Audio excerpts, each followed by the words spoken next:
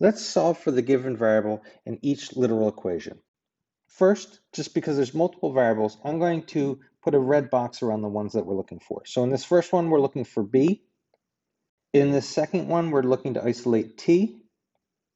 And in this last one, we're looking to isolate y. It's up to you whether you feel that putting a box around the variable that you're trying to isolate, whether that helps you or not. It's totally optional. So let's start on this first one here on the left. And notice we've got an equation with a fraction in here. I don't want to have to deal with that. So let's get rid of the fraction first. Just like we did when we solved equations with fractions in them, I can multiply both sides of this equation by a common multiple of the denominators to wipe out the fractions. And technically, there's only one denominator. It's just that 2 there. So let's multiply both sides of this equation by 2. And when we do that, on the left-hand side, we've got 2a.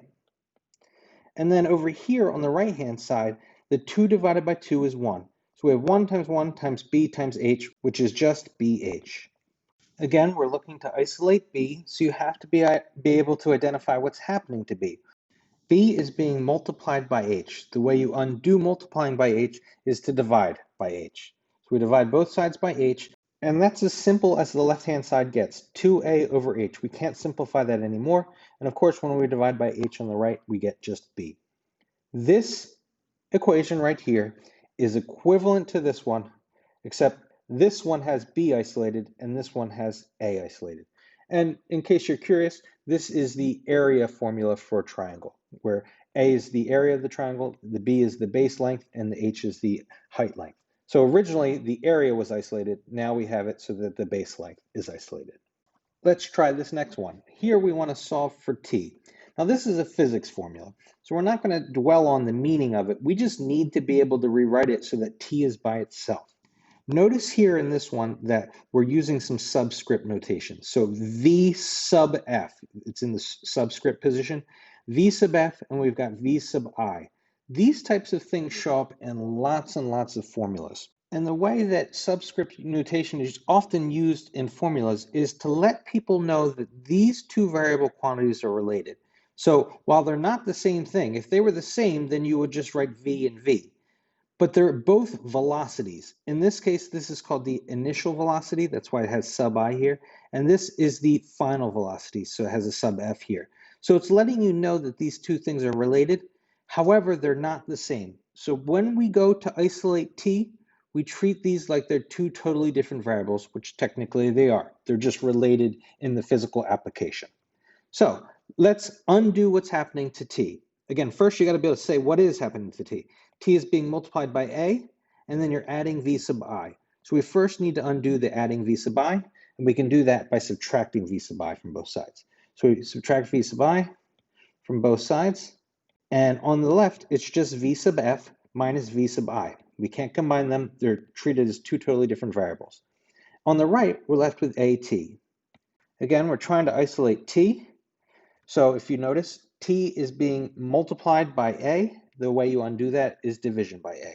So we divide both sides by a, and I'm just going to leave the left-hand side like this. V sub f minus v sub I over a is equal to t.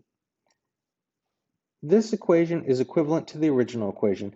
It just has the t isolated, the time component. Let's now try this last one. You've got 6x minus 3y equals 10 for y. In this case, this is not a formula that holds true in general. These two were. This one in the geometry realm, this one in the physics realm. We just need to be able to isolate this variable y, which you're going to see is going to be an extremely important skill coming in the next several sections. So first, y is being multiplied by 3, and then you're subtracting that whole thing from 6x. So we've got to just get rid of this 6x. If you have 6x and you don't want it there, let's subtract 6x from both sides.